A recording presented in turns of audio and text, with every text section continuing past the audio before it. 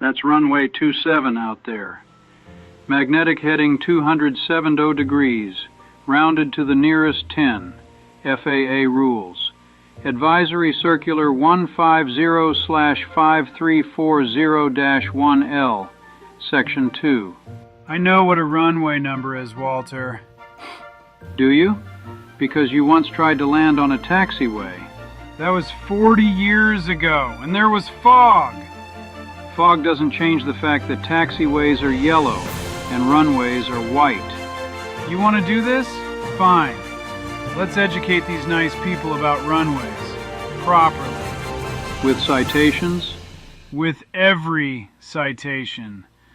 Ladies and gentlemen, airport runways are numbered according to their magnetic compass heading, as specified in ICAO Annex 14, Volume 1, Section 5.2.2.4. International Civil Aviation Organization, for those keeping track at home. The heading is rounded to the nearest 10 degrees, then you drop the last 0. So a runway pointing 274 degrees becomes runway 27. And it's magnetic north, not true north. Big difference. The Earth's magnetic field is constantly shifting due to flux in the outer core, which means airports have to rename their runways every few decades when the magnetic declination changes by more than 3 degrees. FAA Order 8260.19E covers this extensively. Fairbanks International had to rename their runway from 1L-19R to 2L-20R back in 2009. They'll have to do it again in 2033.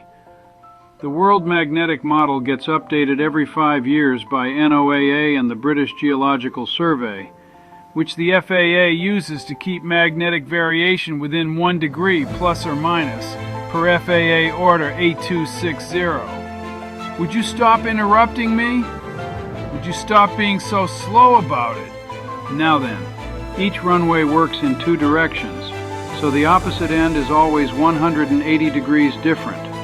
Runway 09 going east becomes runway 27 going west. 9 plus 18 equals 27. Simple arithmetic, even for you. I have a degree in mathematics from a correspondence school. It was accredited. Nice flair. Adequate. Now what happens when you've got multiple runways pointing the same direction? Parallel runways? Letters. ICAO Annex 14, Section 5.2.2.5.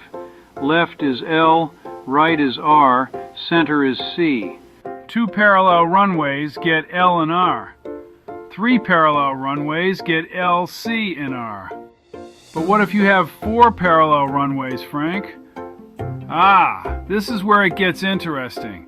You can't use 4 letters, so you number them to different magnetic azimuths. One set gets the nearest 10th, the other set gets the next nearest 10th. Atlanta has 5 parallel runways, all pointing 275 degrees magnetic, but they're numbered 8R, 8L, 9R, 9L, and 10. Because you can't just keep adding letters. That would be chaos. The International Aviation System runs on precision, not chaos. It's beautiful, Walter. It really is, Frank. Runway markings are also standardized. White paint for runways, yellow for taxiways. ICAO Annex 14, Section 5.2.1. Those big numbers at the threshold?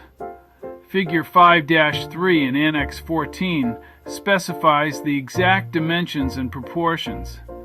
The numbers have to be a minimum height, and if they're incorporated into the threshold marking, they have to be larger to fill the gap between the stripes. The threshold marking itself, those piano key stripes, are at least 30 meters long. The number of stripes depends on runway width. And the center line? Uniformly spaced stripes and gaps, typically 30 meters of stripe, 20 meters of gap. Per FAA Advisory Circular 150/5340-1L. The gap is crucial for visual perspective at high speeds. The aiming point markings are 150 meters apart, placed in pairs on each side of the center line. And touchdown zone markings come in groups of 1, 2, or 3 rectangular bars, each bar minimum 22.5 meters long and 1.8 meters wide. Precision approach runways need all these markings. Non-precision runways can be simpler. But you still can't land on a taxiway. That was one time. Kids these days with their GPS and their glass cockpits. In my day, we had VOR and we liked it. We had to calculate magnetic variation in our heads. Uphill, both ways. That doesn't make sense. Neither does half of what you say, but I still listen. That's because you're going deaf. What? I said you're going deaf.